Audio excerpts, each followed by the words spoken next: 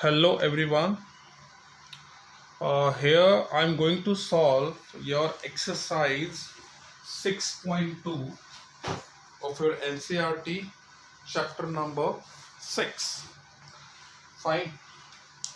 So here I'm solving the first question, which is here of your NCERT. Okay. So here fx is given to us. Find this fx is given to us. And we have to prove that it is increasing function. Fine. So what you will do, you will differentiate it. This is the first step, and as you can see that your first derivative is greater than 0. Okay, so it is an increasing function. Fine. So this is how you can solve your question number 1. Question number 2 is very easy, you can solve. So here I'm solving question number 3 of this exercise. Here fx is given to us, which is sine x, and we have to prove that it is strictly increasing in this interval, strictly decreasing in this interval, and see it is neither increasing nor decreasing in this interval. Okay, see, here I'm going to find out this fx is given to us, and here this is first derivative, and here you can see that the value of cos x would be greater than 0 if you will take any value in this interval. Okay, if you will take any value from 0 to 90, then the value of cos x will be positive or greater than 0. So it is increasing function. Fine. Okay.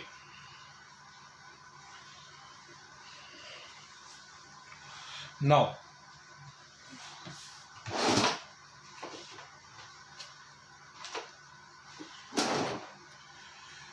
if I will solve b part of this question. So here is the first derivative.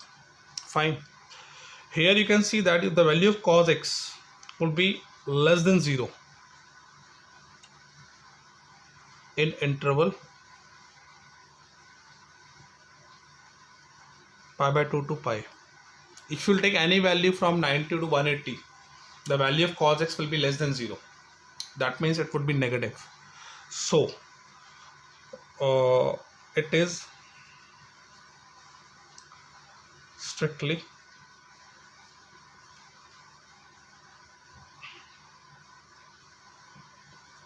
decreasing. Fine.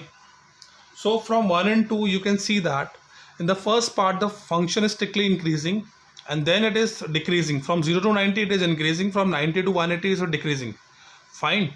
So from 0 to 180, okay, in the first part it is increasing, in the second part it is decreasing.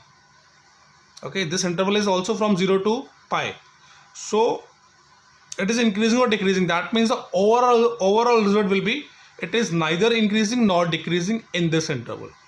You will write. Okay, you have to use the first or second a or b part to prove third part. Got it? As we can see in first and second part, from 0 to 90 it is increasing, from 90 to 180 it is decreasing. So overall result will be it is neither increasing nor decreasing in this interval 0 to 180. Okay, so this is how you can solve your question number 3 of this exercise. Okay, question number 4, 5, 6 you can solve. They are very easy questions. Okay, they are totally matching with your example which we have solved in previous video. Okay, or if you have doubt in any one of the question which we are not solving, okay, so you can ask.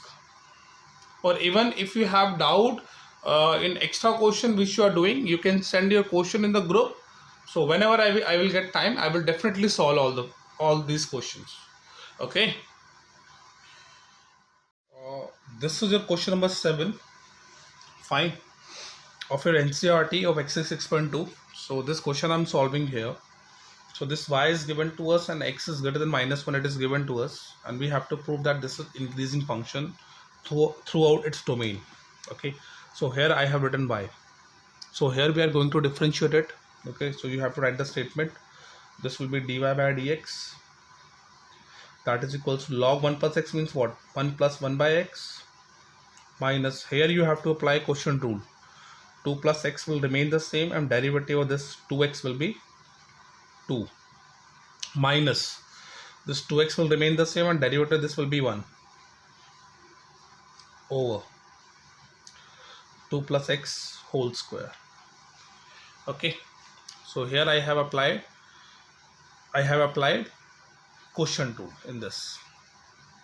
So here I am solving this. 1 plus x will remain same minus, here I am multiplying it, 4 plus 2x minus 2x over 2 plus x whole square. This 2 and 2x will cancel out and you will get 1 upon 1 plus x minus 4 upon 2 plus x whole square. Okay, now you have to take LCM. 2 plus x whole square minus 4 1 plus x whole over 1 plus x and 2 plus x whole square. So when you will solve this one, you will get 4. Here I am solving this by applying the formula a plus b whole square. It would be 4 plus x square plus 4x minus 4x. This 4 and 4x will cancel out, this 4 and 4 will cancel out, and in denominator you will get 1 plus x and 2 plus x. Okay, now see, here only x square is coming, okay, in numerator part. In denominator it is 1 plus x. So as it is, this condition is given to us, your x is greater than minus 1. If your x is greater than minus 1, okay, so this answer will be positive and this will always positive. Okay, the both will be positive and this is also positive.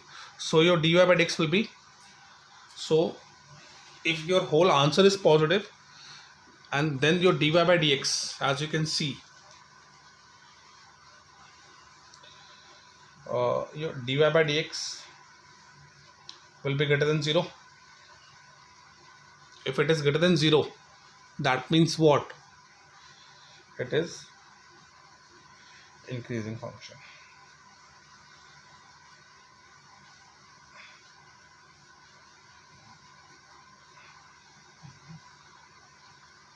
Throughout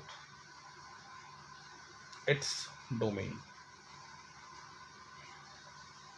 Okay, so this is how you can solve this question. Got it? Now this is also a very important question, question number 9. Okay, so I'm solving this question here. So in this question we have to prove that this y is given is an increasing function of theta in this interval. Okay, this is which we have to prove. So here I'm writing y. Now I'm differentiating this both side. Here I'm differentiating both sides with respect to x, with respect to theta. So you will get dy by d theta. Okay, so you will get, here you have to apply quotient rule in this. 2 plus cos theta into derivative of this part 4 cos theta. Okay, then minus 4 sin theta will remain the same and derivative of this would be minus sin theta. This derivative of this 2 plus cos theta, and then whole over 2 plus cos theta whole square minus the derivative of theta would be 1. Okay, now you have to simplify this. We are multiplying this by 8 cos theta plus 4 cos square theta plus 4 sin square theta over 2 plus cos theta whole square minus 1. Fine. From this you can take 4 as common and this sin square plus cos square theta would be 1. So 8 cos theta plus 4 into 1, okay, over 2 plus cos theta whole square. You're getting why I have written 1. When you will take 4 as common, so you will get cos square theta plus sin square theta, that is 1 minus 1. Okay, so this is your dy. So I'm writing only 4 here.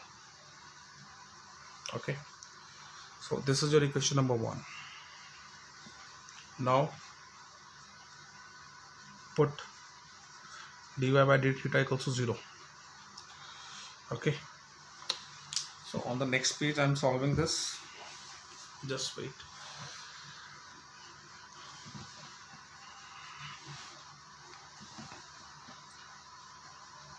So here you have to write 0 equals to 8 cos theta plus 4 over 2 plus cos theta whole square minus 1. This minus will come here, 8 cos theta plus 4 over, I'm solving this, 2 plus cos square theta plus 4 cos theta. On denominator you have to apply the formula of a plus b whole square and you will get this. Now cross multiply, 4 plus cos square theta, 4 cos theta is equals to 8 cos theta plus 4. This 4 and 4 will cancel out. Okay, here you have to write 8 cos theta minus 4 cos theta, and here it is cos square theta, so it would be 4 cos theta and cos square theta. Got it? Let me check once again. Yes, this cos theta and cos theta will cancel out.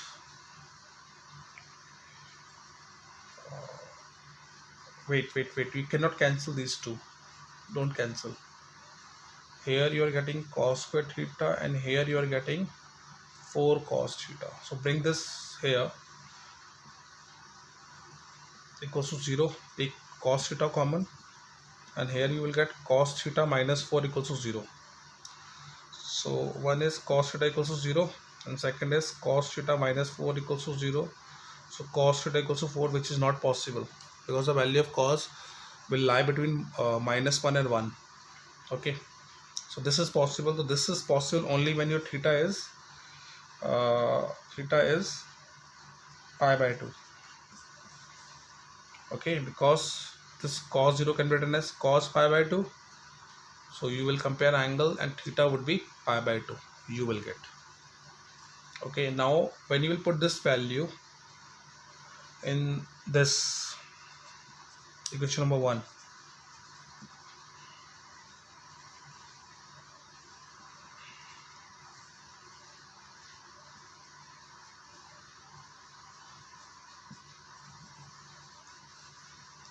okay, when you put this value, this is the value which you will get, that would be positive.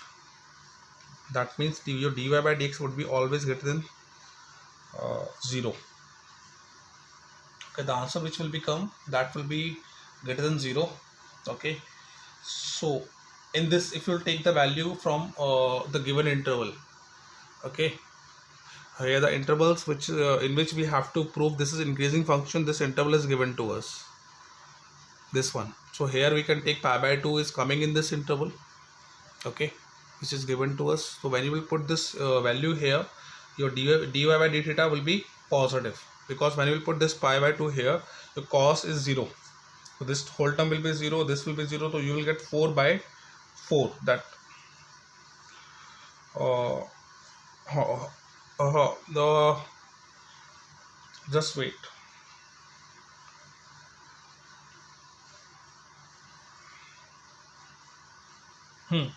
Simply when you will put the value between these two intervals now, so your dy by dx will be greater than 0, so it is increasing function. So you have to write it is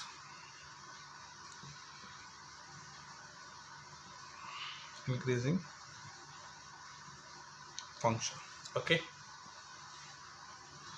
So this is how you can solve this question. This is one of the very important question.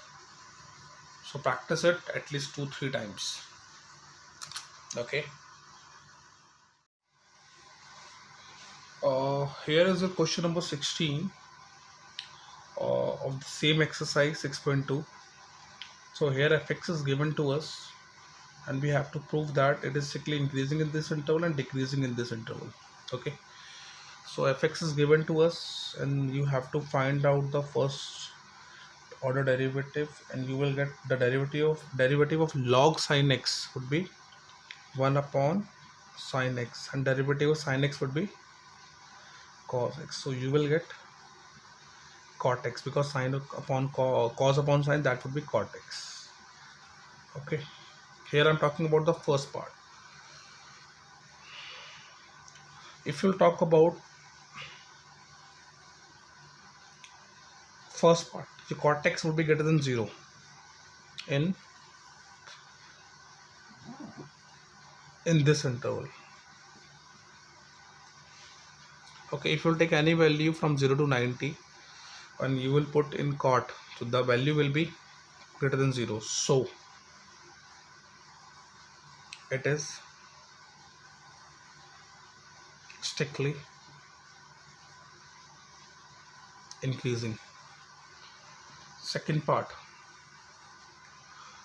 here your cot x would be less than 0 if you will take any value from 90 to 180 in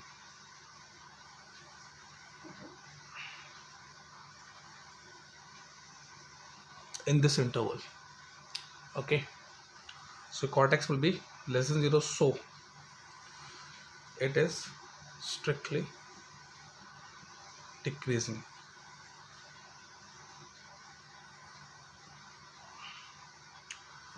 Fine.